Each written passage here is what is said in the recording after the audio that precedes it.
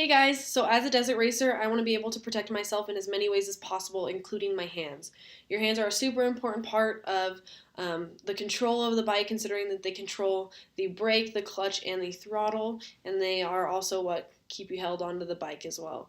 I believe every good desert racer should know how to install a set of handguards to help protect their hands whenever they race. So today I'm going to show you the tools you're going to need to install the handguards as well as the actual install itself. Alright, let's go ahead and get started. I'm going to show you the tools that you're going to need. This is the actual handguard. This is what protects your hands. You can kind of see that this is how it's going to look. So that way it'll make anything that hits it kind of deflect away from your hands. It also comes with the mounts. So this is the top mount, this is the bottom mount. Goes just like that on the bike. That's what attaches it.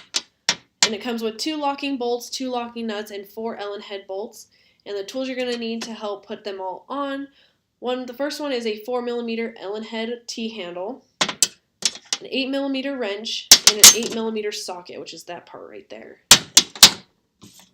Alright, now that you know the tools that you're going to need, we'll go ahead and move on to how to install it. The first thing I'm going to show you is how the mount attaches to the handguard. So I'm going to take my mount, I'm attaching it to the left handguard, so you're going to need your left mount. You're going to know which mount is which because they'll have an L and an R on them to help distinguish. You're going to go ahead and take this and slip it right in there. Just pop it in like that. You can see that that's where your bolt goes right there. I'm going to save that for last because it makes it a little bit easier to install the mount on the bike and then put the handguard on. So now I'm going to take my top mount and my bottom mount, and I've already started 2 of the Allen head bolts in there. It makes it just a little bit easier to put on. You're also going to need your 4mm T-handle.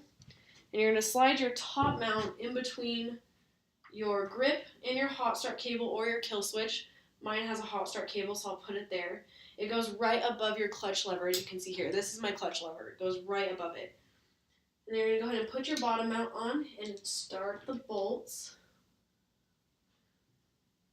You want to make sure everything's really lined up so that way nothing gets cross-threaded or stripped. I'm installing mine onto an 06 YZ250F. The good thing about these handguards is they can be installed on pretty much any bike you want to. They're super universal. They're not model specific or anything. So you want to make sure to tighten these 2 bolts here.